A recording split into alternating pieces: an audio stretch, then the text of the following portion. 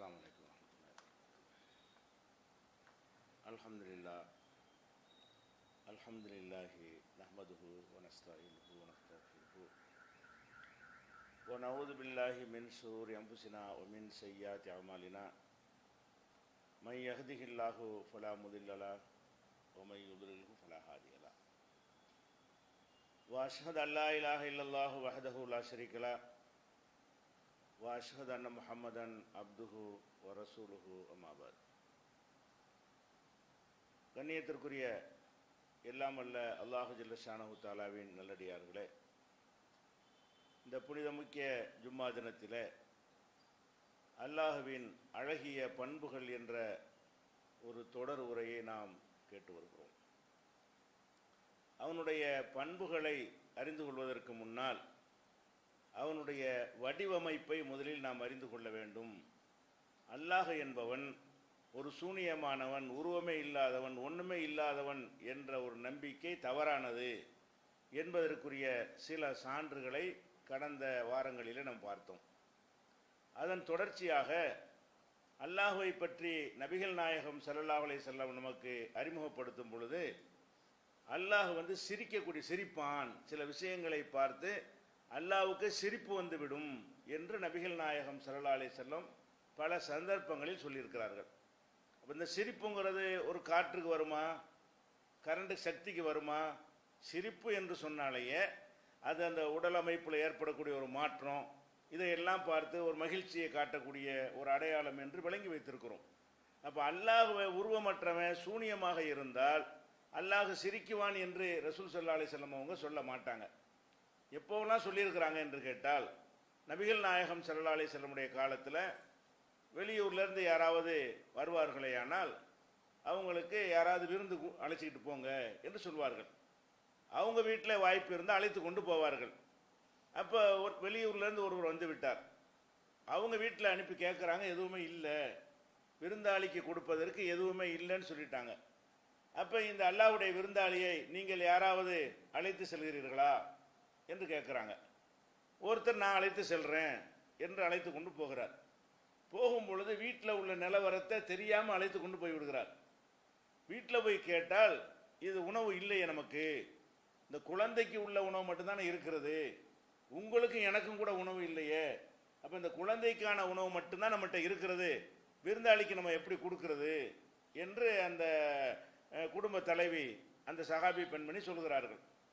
அப்போ இவர் ரெண்டு பேரும் சேர்ந்து ஆலோசனை செய்து அல்லாஹ்வுடைய ரசூல்கிட்ட சொல்லி நான் அழைத்து கொண்டு வந்துட்டேன், அல்லாஹ்வுடைய விருந்தாளி இவர், அதனால் நம்ம எப்படி தான் கொடுத்து தான் ஆகணும்னு சொல்லி, அப்போ இந்த குழந்தைகளுக்குரிய உணவை எடுத்து வை, அதை அவருக்கு கொடுப்போம், நான் அவரோட உட்கார்ந்து சாப்பிட்ற மாதிரி உட்கார்ந்துக்கிறேன், உட்கார்ந்த உடனே நீ விளக்கை அணைத்து விட்டுரு, ஏதோ பரிமாறுற மாதிரி என்ன செஞ்சிரு, விளக்கு அணைத்து விட்டுரு, இருட்டில் உட்கார்ந்து நான் சாப்பிட்ற மாதிரி ஒரு நடித்து கொள்கிறேன், அவர் சாப்பிட்டுருவார், ஒரு ஆளுக்கு தான் போதுமானதாக இருக்கிறது. ரெண்டு பேரும் வெளிச்சத்தில் சாப்பிட்டாங்கன்னா அவர் சாப்பிட முடியாது. அதனால ஒரு குழந்தைக்கு உள்ள உணவு தான் இருக்குன்னா ரெண்டு பேரும் சாப்பிட முடியுமா? ரெண்டு பேருக்கு போதாது. அப்போ என்ன செய்கிறாங்கன்னா, இவங்க அந்த விருந்தாளி கொடுக்க வேண்டும் என்பதற்காக வேண்டிய அந்த விளக்கை அணைத்துட்டு இருட்டில் இவர் சாப்பிட்ற மாதிரி ஒரு நடிச்சுக்கிறாரு. அந்த விருந்தாளி சாப்பிட்றாரு. சாப்பிட்ட உடனே காலையில் ரசூல் ஸல்லல்லாஹு அலைஹி வஸல்லம் அவர் போகிறார். போனால் ரசூல் ஸல்லல்லாஹு அலைஹி வஸல்லம் சொல்கிறாங்க, நீங்கள் ரெண்டு பேரும் செய்த அந்த செயல், நீயும் உன் மனைவியும் செய்த அந்த செயலை கண்டு அல்லாஹ் சிரிக்கிறான், சிரித்து விட்டான். லஹிக்கல்லாஹு லைலா, நேற்று இரவு அல்லாஹ்வே சிரிச்சிட்டான் சந்தோஷத்தில். எதுக்கு சிரிச்சான்? தனக்கு வறுமை இருந்தும் கூட, தனக்கு தேவை இருந்தும் கூட, தன்னை விட அடுத்தவர்களுக்கு முக்கியத்துவம் கொடுக்குறாங்களே, இப்படி நல்லவர்களாக இருக்கிறார்கள் என்று ஒரு சந்தோஷம் ரொம்ப சிரிப்பும்ல. சிரிப்புங்கிறது பல சிரிப்பு இருக்கிறது, கேலியா சிரிக்கிறது, ஒருத்தன் ஆத்திரமுற்றுக்கு சிரிக்கிறது, பல மாதிரி திமுறா சிரிக்கிறதுலாம் இருக்கிறது. சந்தோஷ சிரிப்பு இது. அல்லாஹ்வுக்கு என்ன செய்கிறது, நம்ம அடியார்களில் இப்படிப்பட்டவர்களும் இருக்கிறார்களே, தனக்கு தேவையா இருக்கு, குழந்தைக்கு தேவையா இருக்கிறது, அந்த விருந்தாளிக்கு கொடுப்பது மாத்திரமில்லை, மனம் கோணாம அவர் சாப்பிடணும் என்பதற்காக வேண்டி ஒரு நடிச்சு இருட்டாக்கி சாப்பிட்ற மாதிரி காட்டி அவரை வயிறார சாப்பிட வச்சிருக்கிறாங்கன்னா இப்படியான நன்மக்களும் இருக்கிறார்கள். அல்லாஹ்வுக்கு சிரிப்பு வருதுங்கிறாங்க. லஹிக்கன்னா சிரித்தான், லஹிக்கல்லாஹு லைலா, நேற்று இரவு அல்லாஹ்வே சிரித்து விட்டான் என்று சொல்லிவிட்டு அப்போ ஒரு வசனமும் அருளப்படுகிறது இவருக்காக வேண்டிய. யாருக்கு அந்த எந்த ஒரு நபித்தோழர் விருந்து கொடுத்தாரோ அவருக்காக வேண்டி அல்லாஹ் என்ன செய்றான், யூசிரூன அலா அன்ஃபுஸிஹிம் உலவுக்கான பிஹிம் ஹசாசா, தங்களுக்கு வறுமை இருந்தால் கூட தங்களை விட மற்றவர்களுக்கு முன்னுரிமை கொடுக்கிறார்கள், இப்படியானவர்களும் இருக்கிறார்கள் என்று சொல்லி இவரை பாராட்டி அல்லாஹ் சிரித்தது மட்டும் இல்லாமல் அதை குரானில் ஒரு முத்திரையாக வசனமாகவும் அருளி நற்சான்று வழங்கியிருக்கிறான். அப்போ இதில் இதுக்கு பாயிண்ட் என்னன்னு கேட்டால், அல்லாஹ்வை பற்றி சந்தோஷப்பட்டு அப்படி பண்ணி சொல்லாமல் சிரிக்கிறான்னு சொன்ன நம்ம பாஷையில் ரசூலுல்லாஹ் சொல்கிறாங்கன்னா என்ன அர்த்தம், நம்ம அர்த்தத்தெல்லாம் சொல்கிறாங்கன்னு அர்த்தம். நம்ம சிரிப்புக்கு என்ன அர்த்தம் வைத்திருக்கிறோமோ அப்படி தான் அந்த மக்கள் வழங்க வேண்டும். அப்போ அல்லாஹ் சிரித்தான் என்று ரசூல் ஸல்லல்லாஹு அலைஹி வஸல்லம் சொல்வதிலிருந்து, அப்போ அல்லாஹ்ங்கிறவன் முகம் இருக்குது, சிரிப்புண்டா என்ன அதுக்குன்னு நம்ம அர்த்தம் வச்சிருக்கிறோம். பல்ல காட்டுறப்போ சிரிப்புன்னு சொல்ல மாட்டோம். சிரிக்கிறதுக்குன்னு சொல்லி பல்லையும் காட்டுவாங்க, பல்ல காட்டாமல் வாயை மூடிக்கிட்டு கூட சிரிப்பாங்க. சிரிப்புங்கிறது முகத்தில் பல மாற்றங்கள் ஏற்படணும், எல்லாத்தையும் கால்குலேட் பண்ணி தான் சிரிப்புன்னு சொல்லுவோம். ஒரு டாக்டர்கிட்ட போய் பல்ல இழிச்சு காட்டினா சிரிக்க சொல்ல மாட்டாங்க. பல்ல காட்டினா கூட அதுக்கு பேர் சிரிப்பு கிடையாது, புன்னகை சிரிப்பாங்க, அதை சிரிப்புமோ, பல்ல வெளியே தெரியாது. அப்போ சிரிப்பு என்பது ஒரு முகத்தில் ஏற்படக்கூடிய பல மாற்றங்களையும் வைத்து உடனே கணக்கு பண்ணி இது சிரிப்புன்னு நம்ம அர்த்தம் செஞ்சுருவோம். ஒருத்தர் சிரிக்கிறானா இல்லையான்னு எப்படி முடிவு பண்ணுவோம், ஒரு நிமிஷத்தில் அவ்வளோ கணக்கு போட்டுருவோம். கண் எப்படி இருக்குது, இது எப்படி இருக்குது, அப்படி வாய் எப்படி இருக்குது, முகம் எப்படி செழிப்பாக இருக்குது, சுருங்கி இருக்குதா, இது எல்லாத்தையும் பார்த்துட்டு இது சிரிக்கிறான் கோவப்படுறான்னு ஒரு மூளை முடிவு செஞ்சிருது. அப்போ இப்படியான பல அம்சங்களை கொண்டது தானே சிரிப்பு. இந்த சிரிப்பு அல்லாஹ்வுக்கு இருக்குன்னு ரசூல் ஸல்லல்லாஹு அலைஹி வஸல்லம் சொல்கிறாங்கன்னா என்ன அர்த்தம், அல்லாஹ் சூனியம் ஒன்றுமில்லை உருவமற்ற இறைவன், அந்த கான்செப்ட் தப்பு. அது எப்படியோ அறியாமையினால் நம்ம மக்கள்கிட்ட நினைஞ்சிருச்சு, அது நுழைந்து விட்டது, அதை புரிந்து கொள்ள வேண்டும்.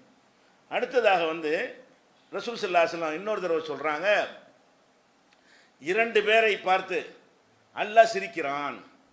2 பேரை பார்த்து அல்லாஹ் என்ன செய்கிறானா, சிரிக்கிறான். 2 பேர் யாருன்னு கேட்டால், ஒரு யுத்தம் நடக்கிறது அல்லாஹ்வுக்காக, மார்க் அடிப்படையில் மார்க்கம் அனுமதித்த முறையில் ஒரு புனித யுத்தம் நடக்கிறது.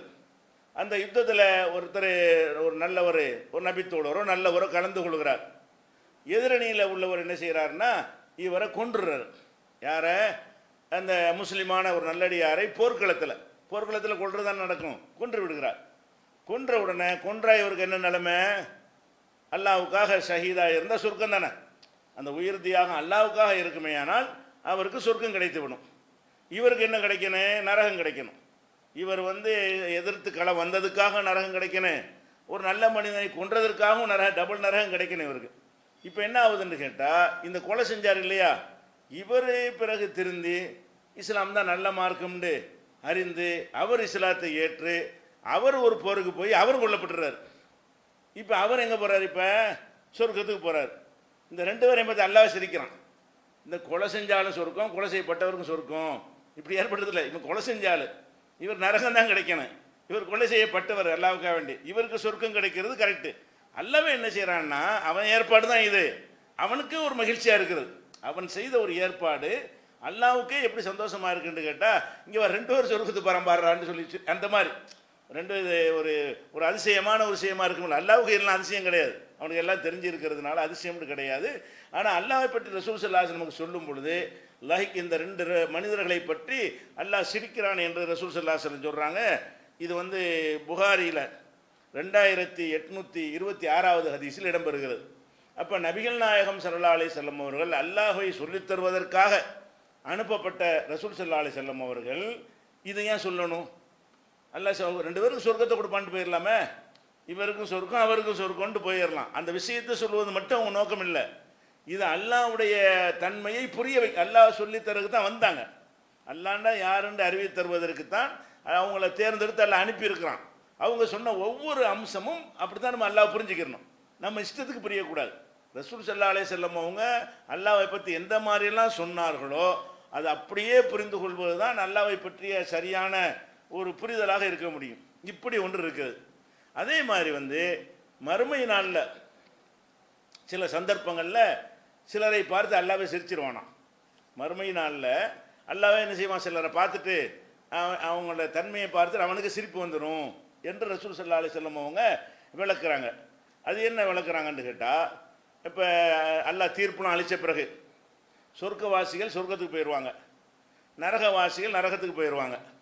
நரகத்துக்கு போனவர்கள்லையே பலதரப்பட்ட ஆட்கள் இருப்பாங்க.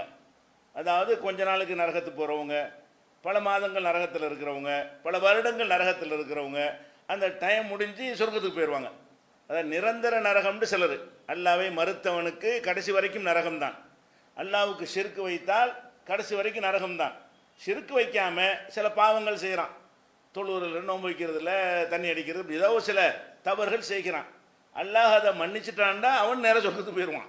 நரகத்துக்கு போக வேண்டிய அவன் மன்னிக்கிறது நம்ம கேட்க முடியாது. அல்லாஹ் நாடினால் இப்படியான ஒருத்தனை கூட மன்னித்து போட அப்படின்னு சொல்லி அனுப்பி விட்டுறலாம். மன்னிக்கலை என்று சொன்னால் இந்த தவறுக்கு எவ்வளவுன்னு அவன் நிர்ணயிக்கிறானோ அவ்வளவு காலம் நரகத்தில் இருந்து விட்டு அந்த டைம் முடிஞ்ச உடனே உன்ட்ட ஈமான் இருக்கிற காரணத்தினால் நீ சொர்க்கத்துக்கு போ. நரகத்துக்கு போவதில் நிரந்தர நரகத்தில் உள்ளவங்களுக்கு விதிவிலக்கு, அவங்க வர முடியாது. நிரந்தர நரகம் இல்லாமல் குற்றங்களுக்கு தக்கவாறு குறிப்பிட்ட காலக்கெடுவில் யாருக்கெல்லாம் நரகத்தை தீர்மானிச்சிருக்கிறானோ அவங்க சொர்க்கத்துக்கு போயிடுவாங்க. இப்படி ஒன்று இருக்கிறது. இதுக்கிடையில் சில பேருக்கு சொர்க்கத்துக்கு அனுப்பாமல் நரகத்துக்கு அனுப்பாமல் வச்சுருப்பான்லாம். ஆராஃப்னு சொல்கிறது, அதாவது நடுவில் இருப்பாங்க, அவங்களுடைய சமமாக இருக்கும். இவனை இங்கேயும் அனுப்பல அங்கேயும் அனுப்பலாது. அந்த அளவுக்கு அல்லாவா ஒரு மார்க் போடுறது தானே, அவனா மதிப்பு போட்டு இவன் எங்கிட்ட அனுப்ப முடியல அங்கிட்ட அனுப்ப முடியாத அளவில் இருக்கிறான்னு சொல்லி நடுவில் சிலரை எல்லாம் நினைஞ்சிருப்பான். ஆராஃப்னு தடுப்பு சுவர். சுவர்னு சொன்னால் இப்படி நினைக்கக்கூடாது, அதுவே பிரம்மாண்டமாக பூமி அளவுக்கு இருக்கலாம் அந்த சுவர் என்பதை. அந்த பக்கம் சொர்க்கம், இந்த பக்கம் நரகம், நடுவில் சுவர். அந்த சுவத்தில் இருந்து இந்த பக்கம் பார்த்தா சொர்க்கம் தெரியும், அந்த பக்கம் பார்த்தா நரகம் தெரியும். அப்படிங்கிற மாதிரி தடுப்பு சுவர் என்றவும் நம்ம என்ன விளங்கிடக்கூடாது. இந்த சுவர்னா 4 இன்ச்சு 1 அடி 2 அடியில் கட்டுறோம், அப்படி கிடையாது. பல ஆயிரம் மக்களை நிப்பாட்டி வைக்கிற அளவுக்கு உள்ள பிரம்மாண்டமான ஒரு அகலமாக அது இருக்கும். அதில் இருக்கும் பொழுது அவர்களுக்கு என்ன செய்வான்னு கேட்டால் கொஞ்சம் கொஞ்சமாக அவங்களையும் சொர்க்கத்துக்கு அனுப்பிடுவான். தவறுகளுக்கு கொஞ்சம் நாளைக்கு இருந்துட்டு இந்தப்போ நன்மைக்கு தான் எல்லாம் கூடுதல் முக்கியத்துவம் கொடுப்பான். கடைசியாக ஒருத்தன் தான் மிஞ்சுவானா. எல்லாம் சொர்க்கத்துக்கு போகிற 50 பேரும் போய் சேர்ந்துருவாங்க. நரகத்துக்கு போகிற ஆளுக்கு நிரந்தரமானவர்கள் மட்டும் தங்கி விடுவார்கள். நிரந்தரம்னு யாருக்கு முடிவானுச்சோ அவங்க நரகத்தில் கிடப்பாங்க. யாருக்கெல்லாம் டைம் போட்டு வச்சுருக்கிறான் அவங்களெல்லாம் என்ன செய்வான், நடுவில் முதல்ல அங்கேருந்து வெளியேற்றி நடுவில் வைப்பான், அதுக்கப்புறத்துக்கு இந்த பக்கம் அனுப்பிடுவான். நடுப்போது கடைசியாக ஒருத்தன் இருப்பான், இந்த கடைசி மனுஷன், அவன் தான் கடைசியாக சொர்க்கத்துக்கு போகிறவனா. ரசூல் ஸல்லல்லாஹு அலைஹி சொல்கிறாங்க, நரகத்தை அனுபவித்து விட்டு கடைசியாக சொர்க்கம் போவான அந்த ஒரு மனிதன் மட்டும் என்ன செய்வான், சொர்க்கத்துக்கு நரகத்துக்கு நடுவில் அவன் இருப்பான். ஆஹிருல் நாரி துஹூலன் அல் ஜன்னா, நரகவாசிகளில் கடைசியாக சொர்க்கம் போகிறவன் இவன் தான். அப்படி ஒருத்தனை ரசூலுல்லாஹ் சொல்கிறாங்க. அவன் என்ன செய்யிருப்பான்னு கேட்டால் அல்லாஹ் இவனுக்கு இவன் நடுவுலான இருக்கான் செவத்தில், அந்த தடுப்பு சுவரில் இருக்கிறான். அவனுடைய முகத்தை இப்படியும் திருப்பலாம் இப்படியும் திருப்பலாம். அல்லாஹ் என்ன செஞ்சிருவான்னு கேட்டால் நீ நரகத்து பக்கம் தான் திருப்பி இருக்கணும்னு திருப்பி வச்சுப்படுவான். 2 பக்கம், இந்த பக்கம் சொர்க்கம் இருக்குது, இந்த பக்கம் நரகம் இருக்குது. இந்த நரகத்தை பார்த்து வேதனைப்படாட்டா கூட அந்த நரகத்தை பார்த்து வேதனைப்படுவான்ல. அங்கே நடக்கிற சில கொடூரங்களை, ஒரு ஆக்சிடெண்ட்டை பார்த்தா நமக்கு வேதனை வருதுல்ல, நமக்கு வலி ஏற்படாட்டாலும் நமக்கு இரத்த காயம் ஏற்படாட்டாலும் அடுத்தவன் ஒரு பாதிக்கப்படுற மாதிரி, எரியிற மாதிரி, கருகிற மாதிரி, கதற மாதிரி, கத்துற மாதிரி, தாகத்தால் தவிக்கிற மாதிரி கேட்கும் பொழுது அதுவே நமக்கு ஒரு வேதனை ஏற்படுத்தும். அந்த வேதனையை கொடுக்கல நினைக்கிறான் இவனுக்கு. இவன் என்ன செய்யறான், இந்த அதை பார்த்துட்டே இரு. இந்த பக்கம் பார்க்க சொன்னால் சந்தோஷமாக இருக்கும், சாப்பிட்றது கொள்வது சந்தோஷமாக இருப்பாங்க ஜாலியாக சொர்க்கத்தில். அதை காட்டாமல் இந்த பக்கம் இருப்பான். கடைசி என்ன செய்வான், அல்லாட்ட அவன் கேட்பான், யா ரப்பி இஸ்ரிஃபி வஜ்ஹி அனின்னார், என் முகத்தை இந்த பக்கம் அந்த பக்கம் திருப்பி விட்டுருவேன். இந்த நரக ஓரத்தில் ஒன்றை வச்சிருக்கிற இந்த பக்கம் ஒன்றை படி இங்கிட்டு திருப்பி வச்சிரு, அதையாவது பார்த்துக்கிட்டு இருக்கிறேன், இது எனக்கு பார்க்க ஏழலைங்கிறான். கடைசியாக அல்லாஹ் என்ன செய்கிறான்னு கேட்டால் அவன்கிட்ட கேட்பான், சரி திருப்பிடுறான். திருப்பினா அப்புறம் எதுவும் கேட்கக்கூடாது, திருப்பிடுவேன். அதோடு என்ன செய்யணும், அப்புறம் அதை கூட இதை கூடலாம் கேட்கக்கூடாது. உனக்கு சொர்க்கத்தை நோக்கி உன் முகத்தை திருப்பணும், அவ்வளோதானே. வேறு எதுவும் கேட்க மாட்டீங்கள, கேட்க மாட்டேன். நிச்சயமாக கேட்க மாட்டீங்கள, கேட்க மாட்டேன். உறுதிமொழி அப்படிலாம் அந்த ஹதீஸில் வருது. உறுதிமொழி தர்றியா, உறுதிமொழி தர்றேங்கிறான்.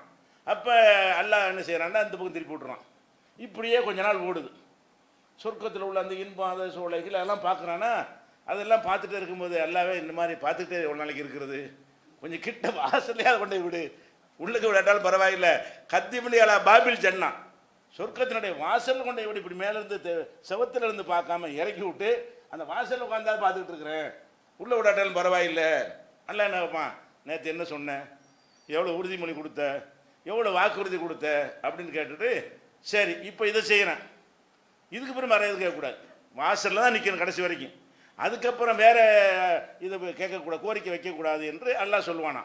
அவன் இதே மாதிரி எல்லாம் கண்டிப்பாக நான் மாற மாட்டேன், நான் சொன்னபடி நடந்துக்கிறேன் அப்படின்னு சொன்னோன்னே அங்கே வாசலில் கொண்டே வச்சுருவான். அதுக்கப்புறம் என்ன செய்ய மாட்டான், எல்லாம் எப்படி எவ்வளோ நாளைக்கு பார்த்துட்டே இருக்கிறது, நீ உள்ளே விட்டுருவேன், எவ்வளோ நாளைக்கு சொர்க்கத்தையே பார்த்துட்டு இருக்கிறேன் இல்லையா, என்னை உள்ளே அனுப்பிடுன்னு கேட்பான். இதே மாதிரி அல்லாஹ் என்ன செய்யறான், அவன்கிட்ட உரையாடல் பண்ணுறான். ஏன்னா என்ன சொன்னேன், இவன் அங்கே வச்சா அதுக்கு அப்போ ஒரு உறுதிமொழி கொடுத்து அதையும் மீறிவிட்ட, இங்கே வாசலில் வந்துட்டு ஒரு உறுதிமொழியை மீறுற, இப்போ உள்ளே விட்டுற, என்ன இப்படி கேட்டுட்டு இருக்கிறேன்னு சொன்ன உடனே சரின்னு சொல்லிட்டு அல்லாஹ் என்ன செய்வான், அவன் பதில் சொல்லுவான், யாரப்பி லா தஜால்னி அஸ்கா ஹல்கிக்க, யாரெல்லாம் இந்த படைப்பினங்களில் என்னை மகா மோசமான ஆக்கிறாத, நான் தான் இப்போ கடைசியாக நிற்கிறேன், இருக்கிற அம்புட்டு பேர்லேயும் மகா கெட்டவன்ட்டு இப்போ நான் இருக்கிறேன், என்னை எங்கே அனுப்பி விட்டுரு, எல்லாரும் போயிட்டாங்க, என்னை அனுப்பி விட்டுரு அப்படின்னு கேட்பானா. அப்போ என்ன செய்வான்னு கேட்டால் அல்லாஹ் வந்து அப்போ அனுப்பி விட்ருவான். அனுப்பினோன்னு என்ன செய்கிறான்னா, உனக்கு என்ன வேணும் கேட்பான். வேணும்ன்றவனை என்ன செய்வான், வேணுங்கிறலாம் ஆசைப்படுவான். ஆசைப்பட்டவனை உனக்கு ஆசைப்படக்கூட உனக்கு தெரியலைன்னு சொல்லி இது அல்ல சொல்லிக் கொடுப்பான். தமன்னஹாதா, இது ஆசைப்படு அது ஆசைப்படுன்னு அல்லாஹ் என்ன செய்வான், ஒவ்வொன்றாக சொல்லி கொடுப்பான். சொல்லி கொடுத்தவனை எல்லாம் முடிஞ்ச பிறகு இது போதுமான்னு கேட்பான். போதும் போதும்னு இல்லை, இது மாதிரி இன்னொரு மடங்கு எடுத்துக்க, 10 மடங்கு எடுத்துக்க, இந்த நீ என்ன கேட்டி அதையும் 10 மடங்கு எடுத்துக்கன்னு அல்லாஹ் சொல்லுவான். இப்படி சொன்ன உடனே இப்போ இதுக்குண்டா இந்த மனுஷன் சொல்லுவான், இதெல்லாம் கேட்டுட்டு நீ இத்தனை வாக்குறுதி கொடுத்து நீ மீறினிய அப்படின்னு கேட்ட உடனே, அல்லாஹ் உன்னுடைய கருணையில் எனக்கு வந்து என்ன செய்ய முடியலை, தவிர்க்க முடியலை அப்படின்னு ஒரு சிரிச்சு கொண்டே சொன்ன உடனே, இதை கேட்டவுடனே அவன் அல்லாஹ் சிரிச்சிருவானான்.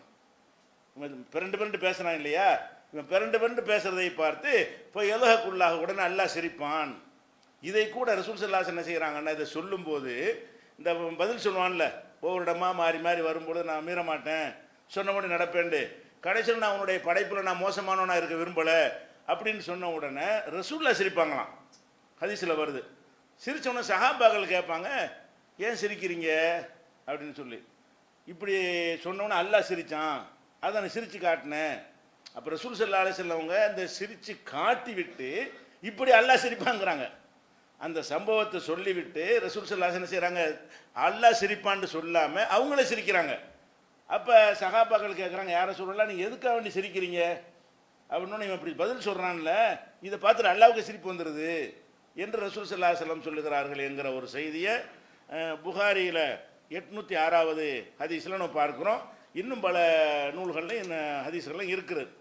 இப்போ இதில் என்ன நம்ம விளங்கிக் கொள்கிறோம் என்று சொன்னால், அல்லாஹ் வந்து ஒரு அடியானை பார்த்து ஏன் சிரிக்கிறான், சிரிக்கிறான்டா என்ன அர்த்தம், அவனுக்குன்னு ஒரு வடிவமோ ஒரு அமைப்போ இருக்க போய் தானே சிரிக்கிறான். இந்த சிரிக்கிறது அவனும் பார்க்கத்தானே செய்வான், எதிரில் உள்ளவனு. அப்போ ரசூல் ஸல்லல்லாஹு அலைஹி வஸல்லம் இந்த சிரிப்புக்கு என்ன விளக்கம் கொடுக்குறாங்க, வேறு அர்த்தம் வந்துடக்கூடாது என்பதற்காக சிரிச்ச காட்டுறாங்களே. ரசூல் ஸல்லல்லாஹு அலைஹி வஸல்லம் அவங்க அவனை பார்த்து அல்லாஹ் சிரிப்பான் என்று வெறுமனே சொல்லாமல் சிரித்து காட்டி விட்டு ஏன் சிரிக்கிறீங்கன்னு கேட்டு, அல்லாஹ் சிரிக்கிறான் ஆனால் நான் சிரிக்கிறேன், இவன் சொன்ன பதிலை கேட்டு அல்லாஹ் சிரிக்கிறான். நமக்கே சிரிப்பு வரத்தானே செய்யும். ஒரு மனிதனை வந்து இப்படி சொல்லிட்டு மாறுறான்னு வைங்க, அப்போ யார்கிட்ட எதிரிட்டு கிடையாது, நம்ம பிள்ளைகிட்ட நம்ம நம்ம பாசமாக வளர்க்குற ஒரு பையன்ட்டு என்ன செய்வோம், சைக்கிள் வாங்கி கேட்பான், டேய் சைக்கிளோடு நிப்பாட்டிக்கிறணும், அதுக்கு மேலே எதுக்கு சரி, அப்புறம் கொஞ்ச நாள் பேர் பைக் வாங்கி தாங்கப்பான், விளங்குதா. நம்ம எதிர நினைக்க மாட்டோம், நீ என்ன சொன்ன, அது அப்போ சொன்ன, நான் இப்போ வளர்ந்து பெரியாளாக போயிட்டேன்ல அப்படிமா. அப்புறம் என்ன செய்ய, கார் வாங்கி தாம்பான். அப்போ என்ன செய்வோம், நமக்கு சிரிப்பு வந்துடும். முதல்ல சைக்கிள் கேட்டான், வேறு கேட்க மாட்டான்னா, அப்புறம் ஏன்னு கேட்டால் நம்ம நேசிக்கிற ஒரு அடியாராக இருந்து பிறண்டு பேசினார்களே, ஆனால் கடன் வாங்கிட்டு எதிரிகள் பிறண்டா கோவம் தான் வரும், சொல்லிட்டு தரலன்ட்டு வைங்க கோவம் வந்துடும். நேசிக்கிற ஒரு அடியானா எல்லாம் எல்லாத்தையும் நேசிக்கிறான், இவனை கருணை காட்ட நினைக்கிறான், இவனை கடைசியாக சொர்க்கத்துக்கு அனுப்பணும்னு முடிவு பண்ணியிருக்கிறான். அப்படியான ஒரு நேரத்தில் ஒருவன் பிறண்டு பேசினானே, ஆனால் ஒரு குழந்தைகள் நமக்கு பிறண்டு பேசும்பொழுது நமக்கு சந்தோஷமாக இருக்குமே, மகிழ்ச்சி அடைவோமே, அப்படி தான் நல்லா மகிழ்ச்சி அடைகிறான். அல்லாஹ்வை பொறுத்த வரைக்கும் இதெல்லாம் கோவப்படுற ஒரு விஷயம், சில நேரங்களில் சந்தோஷப்படுற விஷயம். இந்த மாதிரி பிறண்டு பேசுறது வந்து சில நேரங்களில் தான் கோபத்தை ஏற்படுத்தும், எல்லா நேரங்களும் ஏற்படுத்த நமக்கு. அப்போ அல்லாஹ்வை பொறுத்த வரைக்கும் இந்த மாதிரி ஒரு கருணை காட்டு நினச்சிட்டான்னு சொன்னால் இதில் வந்து அவன் என்ன செய்ய மாட்டான், கோவப்பட மாட்டான், சிரிக்கத்தான் செய்வான். அல்லாஹ்வை பற்றி ரசூல் ஸல்லல்லாஹு அலைஹி வஸல்லம் சொல்லும்போது என்ன செய்கிறாங்கன்னு கேட்டால், அல்லாஹ் வந்து எவ்வளோ பெரிய கருணை உள்ளவன், சிரிக்கிற காரணம் அவன் எவ்வளோ பெரிய கருணை உள்ளவன் என்பதை ரசூல் ஸல்லல்லாஹு அலைஹி வஸல்லம் ஒரு அழகான உதாரணத்தின் மூலம் விளக்குறாங்க. என்ன உதாரணம் விளக்குறாங்கன்னு கேட்டால், ஒரு மனிதன் ஒட்டகத்தில் ஏறி பயணம் போகிறான் பாலைவனத்தில். பாலைவனம்னா என்ன அர்த்தம், ஒதுங்கிறது கூட நிழல் இருக்காது, ஒரு மரஞ்செடி கூட இருக்காது, தண்ணி கூட கிடைக்காது. அந்த தண்ணியெல்லாம் ஒட்டகத்தெல்லாம் வச்சுருப்பாங்க. ஒட்டகத்தில் போகக்கூடியவங்க அந்த பயணம் முடிகிற வரைக்கும் எவ்வளோ தண்ணீர் தேவையோ அதை ஒட்டகத்தில் லக்கேஜ் மாதிரி வச்சுருப்பார்கள். எவ்வளோ உணவு தேவையோ அதெல்லாம் வைத்திருப்போம். ஏன்னா போகிற இடத்துல ஹோட்டலாக இருக்காது. அல்லது இயற்கையான பழங்கள் எது கிடைக்குமானா கிடைக்காது. பாலைவனம்னாலேயே ஒன்றும் இல்லாத ஒரு மணல் பரப்பு தான். அப்போ அதில் போய் கொண்டே இருக்கும்போது என்ன செய்கிறான்னு கேட்டால், ஒரே ஒரு மரம் இருக்குது. அந்த மரத்தில் கொஞ்சம் இலைப்பார்வமேண்டு அதிசயமாக ஒரு மரத்தை கண்டவுடனே அங்கே போய் இலைப்பார்வமேண்டு ஒட்டகத்தை அவுத்து விட்டு இலைப்பாடுறான். அப்படி கண் அசந்துட்டான். இது ரசூலா சொல்கிறாங்க, இந்த கதை மாதிரி இதை சொல்கிறாங்க. கண்ணை இருந்து தூங்கிட்டான். திடீர்னு முடிச்சு பார்க்குறான், ஒட்டகத்தை காணான். கண் விழித்து பார்த்தால் அவனுடைய ஒட்டகத்தை காணலை. ஒட்டகம் காணாட்டி என்ன அர்த்தம்? கதையே முடிஞ்சிச்சுன்னு அர்த்தம். ஏன்? அந்த ஒட்டகத்தில் தான் தண்ணி இருக்கிறது, அந்த ஒட்டகத்தில் தான் உணவு இருக்கிறது. இங்கேயே இருந்துகிட்டு எங்கேயும் போய் உணவு வாங்க முடியாது. பாலைவனத்தில் நடந்து போய் எங்கேயும் போய் கடந்து செல்ல முடியாது. அந்த சூடும் நம்மளை கடக்க விடாது. அந்த மணல் நம்மளை காலை புதைச்சி எடுக்கும் பொழுது நடக்க முடியாது. அது ஒட்டகத்துக்கு மட்டும் அல்ல அந்த தன்மையை கொடுத்துருக்கான், அதனுடைய கால்களுக்கு மட்டும். இப்போ மனிதனுக்கு பாலைவனத்தில் அந்த மாதிரி மணலில் போக முடியாது. இப்போ இவன் என்ன நினைப்பான்? முடிஞ்சிச்சு, அவ்வளோதான். ஒட்டகத்தையும் காணான். எட்டி பார்க்குறான், ஒட்டகத்தையே காணான். அப்போ ஒட்டகம் இல்லைன்றவன் என்ன செய்கிறான்ட்டு கேட்டால், நமக்கு கதை இதோடு நமக்கு சாப்பாடும் கிடையாது, தண்ணியும் கிடையாது, இங்கேயே கிடந்து என்ன செய்ய வேண்டியதான், காஞ்சி செத்துற வேண்டியதான் என்ற அளவுக்கு அவன் மயங்கி விழுந்துடுறான். பிறகு எந்திரிச்சு பார்க்குறான், நிற்கிது ஒட்டகம்.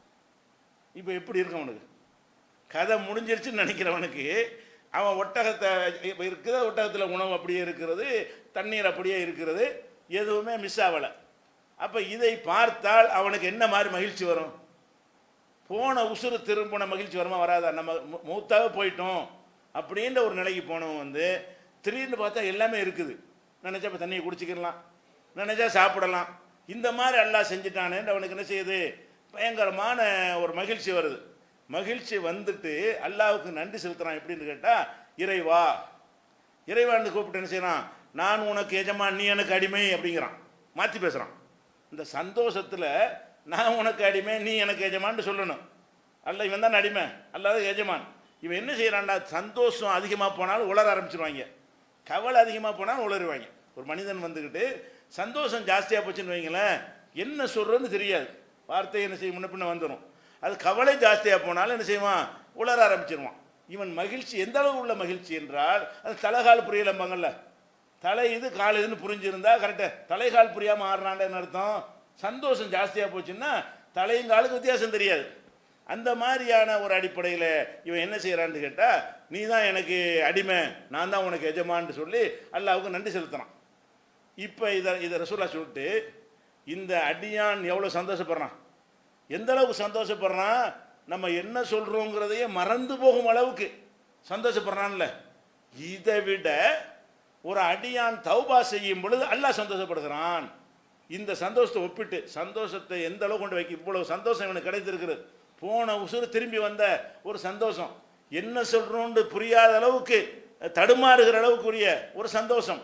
இந்த சந்தோஷத்தை பற்றி ரசூலுல்லாஹ் இப்படி சொல்லி காட்டுறாங்க, லல்லாஹு அஃபரஹு, அல்லாஹ் அவ்வளவு சந்தோஷப்படுகிறான். தௌபத்தி அப்தின், ஒரு அடியான் தௌபா செய்யும் பொழுது இந்த ஒட்டகத்தில் காணாக்கி விட்டு கடைசியில் அதை அடைந்து கொள்கிறானே, அவனுக்கு ஏற்படுற சந்தோஷத்தை விட அல்லாஹ் அதிக சந்தோஷம் அடைகிறான். ஒரு மனுஷன் திருந்திட்டான்னு வைங்களேன், அல்லாட்ட சரண் அடைஞ்சிட்டான்னு வைங்களேன், எதையும் அல்லாஹ் எடுத்துக்கிற மாட்டான். எடுத்துக்கிற மாட்டான்னு மட்டுமில்லை, போனால் போதுன்னு கொடுக்க மாட்டான், மகிழ்ச்சி ஆயிடுவான். அல்லாவுக்கு என்ன இதுக்கு தான் நல்லா படைச்சிருக்கிறான். நம்மளை படைத்த நோக்கமே எதுக்குன்னு கேட்டால், சில தவறுகள் செஞ்சு நம்மளை இறைவன் ஏற்றுக்கொண்டு மன்னிப்பு கேட்பார்கள், நமக்கு கருணை காட்ட ஒருத்தன் இருக்கிறான், தண்டிக்க ஒருத்தன் இருக்கிறான், கேள்வி கேட்க ஒருத்தன் இருக்கிறான் என்ற ஒரு அச்சம் மனிதனுக்கு வரணும் என்பதற்கு தான் நம்மளை எல்லாம் படைச்சிருக்கிறான். இவனுக்கு அந்த செஞ்ச தப்பை செய்துவிட்டு நம்ம கதை முடிஞ்சு போச்சுன்னு நினைக்காம, யாரெல்லாம் நீ தான் என்னை மன்னிக்கணுன்றவனே, இதில் அல்லாஹ் சந்தோஷப்பட என்ன இருக்குது? இவனுக்கு சந்தோஷப்பட மீனிங் இருக்குது. யாருக்கு? இந்த ஒட்டகத்தை இழந்தான் பாருங்க, அவனுக்கு ஒரு லாபம் கிடைக்குது, போன உயிர் திரும்பி வருது, அதுக்காக வேண்டி அவன் சந்தோஷம் அடைந்தால் அர்த்தம் இருக்குது. அல்லாஹ் சந்தோஷம். நீங்கள் மன்னிப்பு கேட்டாங்கன்னா கேட்காட்டி என்ன, அவனுக்கு என்ன கிடைக்குதுன்னு இதனால் அல்லாஹ் சந்தோஷப்பட என்ன இருக்குது? அல்ல அவனுடைய நம்பரை தேர்தலில் போட்டியிட போகிறானா, நமக்கு ஆதரவாளர் கிடைச்சிட்டாரு ஒரு ஆள், அப்படி என்ன அவனுக்கு ஒன்றும் கிடையாது. அப்போ அல்லாஹ்வுக்கு நீங்கள் மன்னிப்பு கேட்குற காரணத்தினால் அவனுக்கு எந்த ஒரு பிரயோஜனமும் கிடையாது, எந்த ஒரு லாபமும் கிடையாது, அவன் சந்தோஷப்பட எந்த ஒரு விஷயமும் கிடையாது. அது போக அப்படி சந்தோஷப்படுவதற்கு நீங்கள் அல்லாஹ்வுக்கு ரிலேஷன்ஷிப்பும் கிடையாது, அடிமை தான். நீங்கள் அல்லாஹ் ஒரு மனிதன் தன்னுடைய மகன் விஷயத்தில் சந்தோஷப்படுவான், அண்ணன் விஷயத்தில் சந்தோஷப்படுவான். அப்படியான உறவு உங்களுக்கு நம்ம அல்லாவுக்கு இருக்குதா? இல்லை. அவனுக்கு அடிமை. ஒரு அடிமை மன்னிப்பு கேட்ட போட, இவ்வளோதான், இவ்வளோ சொன்னால் போதும். ஒரு அடிமை மன்னிப்பு கேட்டான்னு சொன்னால் தொலைஞ்சு போ, மன்னிச்சுட்டான், ஒன்றும் செய்ய மாட்டேன்னு இவ்வளவுதான் மனிதன் சொல்ல முடியும். அது மன்னிச்சுட்டான்னு சொன்னான். அல்லாஹ் என்ன செய்கிறான்னு கேட்டால் சந்தோஷம் அடைகிறான்னா கடுகளவு கூட அதை வச்சுக்கல. இவன் செஞ்ச தப்பை கடுகளவு கூட தன்னுடைய மனசில் வைத்து கொள்ளாம மகிழ்ச்சியில் அவன் என்ன செய்யறான், அல்லாஹ் சந்தோஷப்படுகிறான், பயங்கர சந்தோஷம் அடைகிறான் என்று ரசூல் ஸல்லல்லாஹு அலைஹி வஸல்லம் சொல்றாங்க. அந்த மாதிரி தான் இவனை பார்த்து சிரிச்சதுக்கு தான் காரணம். கோவம் தான் வரணும். நீ செஞ்ச வேலைக்கு, நீ செஞ்ச நரகத்துக்குரிய வேலையை செஞ்சு விட்டு நரகத்தில் போட போகிறேன், நீ வந்துட்டு அங்கே நோட்டு இங்கே நோட்டு இங்கே நோட்டுன்னு சொல்லி என்கிட்ட கேள்வி பண்ணுறியா அப்படின்னு சொல்லிட்டு என்ன செய்கிறது, இப்படியெல்லாம் சொல்கிறான். அது போக இன்னும் முஸ்லீமில் வரக்கூடிய ஹதீஸில் எப்படி வருதுன்னு கேட்டால் அல்லாஹ் சொல்லுவான்ல, என்ன சொல்லுவான், நீ கேட்டதை பூரா தந்துடுறான், அது மாதிரி இன்னொரு 10 மடங்கு எடுத்துக்க அப்படின்னு ஒன்று. அவங்க கேட்பானா, தஸ்தஹசி அந்த ரப்புல் ஆலமீன், நீ ரப்புல் ஆலமீன் என்னை கேலி பண்ணலாமா? கேலி நினச்சிட்டாங்க. அல்லாஹ் நீ கேட்டதையும் தர்றேன், நீ கேட்டது மாதிரி 10 மடங்கு தர்றேன்றவனை அல்லாஹ் கிண்டல் பண்ணுறான் நம்மளை அப்படின்னு நினைத்து கொண்டு, நீ ரப்புல் ஆலமீன், நீ எஜமானி என்னை கிண்டல் பண்ணலாம், நான் யாரு என்னை போய் கேலி பண்ணுறிய அப்படின்னு இவன் கேட்பானா. இதுக்கு சொல்ல சிரிப்பாங்க. முஸ்லிமில் வர ஹதீஸில் தஸ்தஹது அந்த ரப்புல் ஆலமீன், ரப்புல் ஆலமீனாக இருந்து கொண்டு நீ என்னை கேலி பண்ணலாமா அப்படின்றவுடனே அதுக்கு அல்லாஹ் சிரிப்பானா. இது ரசூலுல்லாஹ் சொல்லி காட்டுறாங்க. அப்போ இந்த மனிதனுடைய பேச்சிலை சிரிக்கிறான் என்று சொன்னால் 2 விஷயத்தை விளங்கி கொள்கிறோம். அல்லாஹ்வுக்குண்டு ஒரு அமைப்பு இருக்கிறது, அவனுக்கே உள்ள வடிவம் அப்படி இருக்கிறது என்பதை விளங்கி கொள்கிறோம். அதுக்கு அல்லாஹ்வுடைய கருணை விளங்கி கொள்கிறோம். இவனுக்கெல்லாம் கருணை காட்டின அவசியம் கிடையாது. தண்டிச்சேன்னு விட்டு போயிடலாம். இவ்வளோ அருளை செஞ்சுட்டு அநியாயம் பண்ணியிருக்கிறான்னு நினைத்து அவன் நரகத்தில் போட்டாலும் எனக்கு கேள்வி கேட்க இயலாது. அல்லாஹ் என்ன செய்கிறான்னு கேட்டால் கருணையை அவனா வழி சொல்லி கொடுக்குறான்டா பாருங்களேன். இன்னும் கேள்றா 10 தான் கேட்குற, இதை கேளு அதை கேளுன்னு சொல்கிறான். அவனுக்கு ஆசைப்படக்கூட தெரியல. இவன் ஆசைப்படுறது கூட அதை கூட அல்லாஹ் கற்றுத்தர்றான். அப்போ இந்த மாதிரியாக நம்ம என்ன செய்யணும், அல்லாஹ்வை புரிந்து கொள்ள வேண்டும். கருணையான ஒரு அது பண்புல 2வது விளைக்கிறோம். அல்லாஹ்வின் அழகிய பண்புகள் அதெல்லாம் வரும். இப்போ நம்ம எடுத்துக்கொண்டிருப்பது அல்லாஹ்வுடைய அந்த வடிவமைப்பு எப்படி இருக்கும், ஒன்றும் இல்லாமல் இருக்காது, நம்ம கண்ணால் பார்க்கும் வகையில் இருக்கும் என்பதற்குரிய ஆதாரங்களையும் பார்த்தோம். பார்க்கும்போது அல்லாஹ் சிரிக்கிற காட்சியை நமக்கு சிரிக்கிறது, கோபம், பல விஷயங்கள் இருக்குல்ல.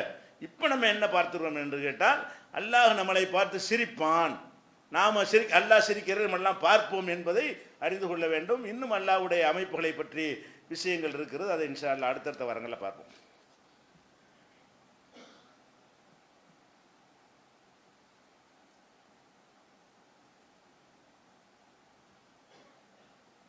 அன்பிற்குரிய சகோதரர்களே, ஒவ்வொரு சமுதாயத்திலையும் நல்லவர்கள் கெட்டவர்கள் என்று கலந்துதான் வாழ்ந்து கொண்டிருக்கிறார்கள்.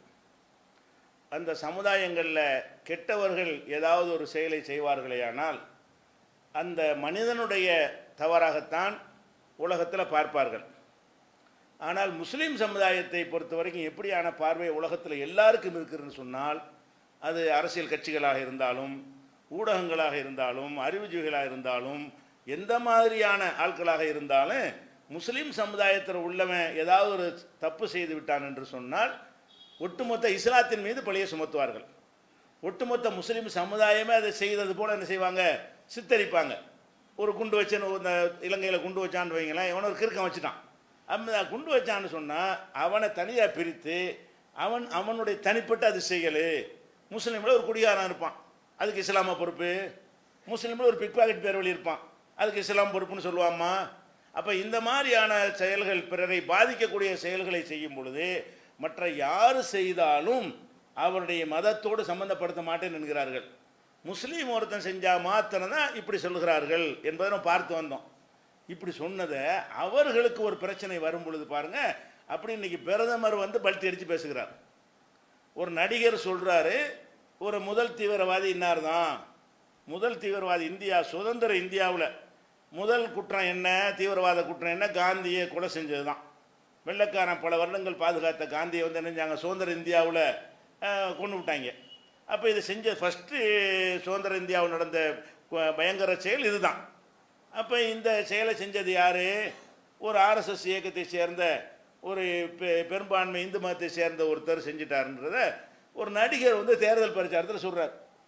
தேர்தல் பிரச்சாரத்தில் என்ன செய்கிறாரு, இந்தியாவில் நடந்த முதல் பயங்கரவாதமே ஒரு இந்து தான் செஞ்சார். எல்லா மதத்திலையும் இருக்கிற நிறைய விஷயங்கள் சொல்லும்போது இடையில இருந்து ஒரு வார்த்தை சொல்கிறார், எல்லா மதங்களையும் அப்படி இருக்கிறார்கள், தீவிரவாதத்தை மதத்தோடு சம்மந்தப்படுத்தக்கூடாது, அது ஒவ்வொரு மதத்திலையும் இருப்பாங்க, இந்தியாவில் நடந்த முதல் தீவிரவாதமே ஒரு இந்துவால் தான் செய்யப்பட்டுச்சுன்னு சொல்லும் பொழுது நம்ம பிரதமருக்கு அது பதில் சொல்கிறார். இவர் சொன்னதற்கு, ஒரு நடிகர் சொன்னதற்கு பிரதமர் என்ன சொல்கிறாருன்னு கேட்டால், அதாவது தீவிரவாதத்தை செய்கிறவன் இந்துவாக இருக்க மாட்டான், இந்துவாக இருக்கிறவன் தீவிரவாதத்தை செய்ய மாட்டான், அந்த மனுஷனுடைய செயல் தான் மதத்தோடு சம்மந்தப்படுத்தாதுங்கிறார். என்ன சொல்ல வர்றாரு, அவர் கோட்சே என்பவர் காந்தியை கொன்றார்னு சொன்னால் அவர் இந்து இல்லைங்கிறார். இப்போ அதான் அர்த்தம், இந்து அந்த வேலையை செய்ய மாட்டான், அதை செஞ்சவன் இந்துவாக இருக்க மாட்டான் அப்படின்னு சொன்னால், இதுக்கு அவர் சொன்னதுக்கு ஆன்சர் பண்ணால் எப்படி செய்யணும், செய்யலைன்னு சொல்லணும். கோட்சே செய்யலை அல்ல கோட்சே இந்து இல்லை அதுதானே சொல்லணும். அந்த பதில் அவர் சொல்லலை. என்ன சொல்கிறாரு, இதை ஏன் மதத்தோட சம்மந்தப்படுத்துறீங்கிறத வேற வார்த்தையில் சொல்கிறார். இதுதான் அர்த்தம்னு சொல்லி ஊடகத்தில் உட்காந்து அப்படி பேர் என்ன செய்கிறாங்க, தீவிரவாதத்துக்கு மதம் இல்லை. யார் சொல்கிறா, யார் தீவிரவாதத்தை முஸ்லீம் செஞ்சால் மட்டும் இந்த பழியை முஸ்லீம் மேலே போட்டானோ அம்புட்டு பேர் இன்னைக்கு சங் பரிவாரத்தாக இருக்கலாம் டிவி மீடியாவில் உட்காந்துக்கிட்டு இது கமலாசன் தப்பு, அதே மதத்தோடு சேர்க்குறீங்க, ஒரு கோட் சேர்ங்கிற ஒருத்தன் செஞ்சதை அவனோட விட வேண்டியதானே, அதை எதுக்கு மதத்தோடு சேர்க்குறீங்க, தீவிரவாதத்துக்கு மதம் இல்லை. இதைத்தானோட 50 வருஷமாக சொல்லிட்டு இருக்கோம். நாங்கள் தீவிரவாதத்துக்கு மதம் இல்லைன்னு 50 வருஷமாக கத்திக்கிட்டு கிடக்குறோம். 50 வருஷமாக கத்தும் போதெல்லாம் கிடையாது முஸ்லீம் தீவிரவாதி, முஸ்லீம் தீவிரவாதி. அப்போ இந்து தீவிரவாதின்னு சொன்ன உடனே உரைக்குது, உண்மையை கரெக்டாக சொல்கிறாங்க. இப்போ என்ன சொல்கிறாங்க, அது மதத்தோட சம்மந்தப்படுத்தக்கூடாது. நம்மளும் சம்மந்தப்படுத்தலை. இந்து 50 பேர் தீவிரவாதியா, இந்து மதமாக போய் அவனை சொல்லிட்டுவான்னு சொன்னிச்சு, நம்மளும் அப்படி சொல்லலை. அப்போ நாம் இது சரியாக புரிந்து கொள்கிற மாதிரி அவர்கள் புரியாமல் இருந்தாங்க இல்லையா, அதுக்கு ஒரு நடிகர் மூலம் நல்லா பாடம் கற்பிச்சிருக்கான். சொன்னோன்னே எல்லா பேரும் பல்ட்டி அடித்து அது அவன் தனிப்பட்ட செயல், அதுக்கு மதத்தை பொறுப்பாளி ஆக்காது, இந்து மதத்தை ஆக்குறீங்க, அது மாதிரி எங்களுக்கும் சொல்லு. முஸ்லீம் சமுதாயத்தில் எவனா செஞ்சான்னு சொன்னால் அவனுடைய தனிப்பட்ட செயல்னு சொல்லு, வெளிச்சமாகிறது. அவருக்கு என்னதான் இஸ்லாத்துக்கு எதிராக பல வருடங்கள் அவங்க பிரச்சாரம் பண்ணால் கூட ஒரு செகண்டில் மாற்றி விட்டான் பாருங்க. ஒரு நடிகனோட ஒத்த வார்த்தைக்கு வரக்கூடிய ரியாக்ஷனில் எல்லா பேரும் சொல்லி வச்ச மாதிரி தீவிரவாதத்துக்கு மதம் கிடையாது. இந்த டயலாக் இவங்க சொன்னதே கிடையாது. இந்த டயலாக் அந்த கூட்டத்தில் உள்ளவர்கள் இதுவரைக்கும் சொன்னது கிடையாது. யார் சொன்னா, இடதுசாரிகள் சொல்வார்கள், நம்ம சைடில் உள்ளவங்க சொல்லுவோம், சில அறிவுஜீவிகள் நடுநிலையாளர்கள் தீவிரவாதத்துக்கு மதம் கிடையாதுன்னு சொல்லியிருக்கார்களே தவிர இந்த கும்பல் சொல்லவே இல்லை. அப்போ இந்த கும்பல் வாயிலால் என்ன செய்யறான், நீ என்னத்தை தான் நீ பிரச்சாரம் பண்ணாலும் ஒரு செகண்ட் அப்படி மாற்றி விட்டுருவான்ல. இப்போ என்னவாச்சு, இனிமேல் முஸ்லீம் அவனா செஞ்சான்னு சொன்னால் என்ன செய்யக்கூடாது, அவன் பேரை மட்டும் சொல்லு, அந்த மனுஷனை சொல்லு, முஸ்லீம் மார்க்கத்தோடையோ முஸ்லீம் சமுதாயத்தோடையோ சம்மந்தப்படுத்தாது என்கிற ஒரு செய்தியை அல்லாஹ் என்ன செஞ்சிருக்கிறான், உலகத்துக்கு தெள்ள தெளிவாக காட்டி தந்திருக்கிறான். எல்லா உண்மை இது மாதிரி வெளிச்சத்துக்கு வந்து கொண்டே இருக்கும். அஸ்ஸலாமு அலைக்கும்.